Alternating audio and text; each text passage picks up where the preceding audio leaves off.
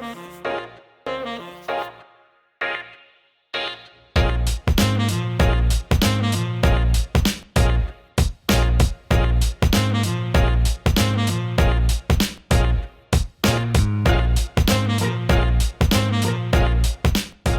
met with like Emmy award-winning like directors in Brooklyn and all over the place.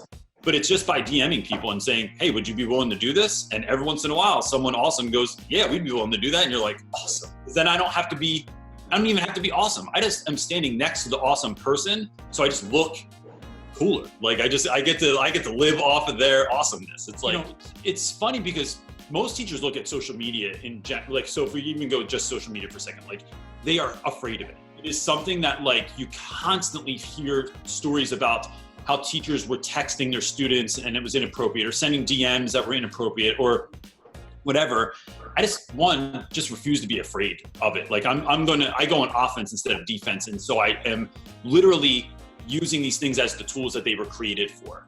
So I think in doing that, it has allowed me, it puts you in a different mindset where you just start thinking creatively because there's no other alternative. Like my school does not have money for stuff. Like, so if I want things, I have to build them myself, or I ask people online, or I like form relationships. So now having a YouTube channel, like last year I needed stools for my room, right? I have a lot of students that have ADHD. They have a really hard time just sitting in a desk. So I built these plywood boxes in the back of my room, and the students both stand at them, they can sit behind them, or they sit in them, right? So it turns out students like sitting in, like there's a reason little kids make forts, right? It like cuts out all the external stimuli, they feel safe, they feel comfortable. So I have kids like sitting, it looks like I'm shipping students, right? So it's just plywood crates that like kids sit in.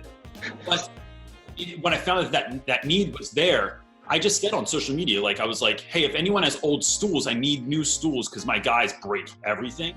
And this woman just reaches out and she's like, I'll buy them for you. Go on Amazon, tell me the ones that you want. I'll buy anything because I love it. Or haircut culture is really important in the neighborhood in which I teach.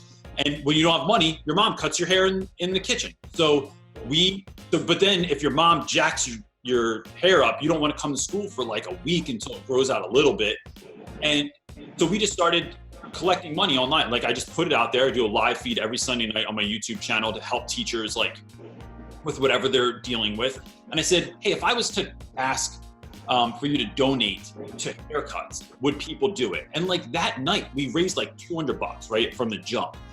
And whenever I ask that, those needs are met by other people. And it's that same thing. It's because people want to help others. So then when you do that stuff, you just start thinking, well, what else is possible? What else could I have for my students? Like when you meet Gary Vaynerchuk, you're like, well, who else could I connect with? And so that really, I think that creativity, that creative mindset really starts building momentum. And then you're like, it just opens you up to new ideas and worlds. And so like, even in my classroom, like my classroom is unlike any other classroom I've ever been in my life. And that I have like this giant 8-foot driftwood tree that I made. I have like blackboard paint all over my walls, where I've like because I hate posters that are in most teachers' rooms where it's like an eagle flying over a mountain or something about simile and metaphors like on the far wall. It's like kids shouldn't be reading posters on the wall, man. We're supposed to be paying attention. But we have like flying books in my classroom that I made that are hanging from fishing string that look like they're flying all over the classroom. And just that difference, that shift makes my room have a much different feel to it, from the lighting that I use to the way I display my books on these floating bookshelves I have all over the place. I think that builds momentum. And when people are in your space, they feel more creative. They're willing to do weirder stuff because you are a weird dude already. So I think that momentum builds up, and I think that spurs creativity in everyone that's kind of even in your environment. It helps that.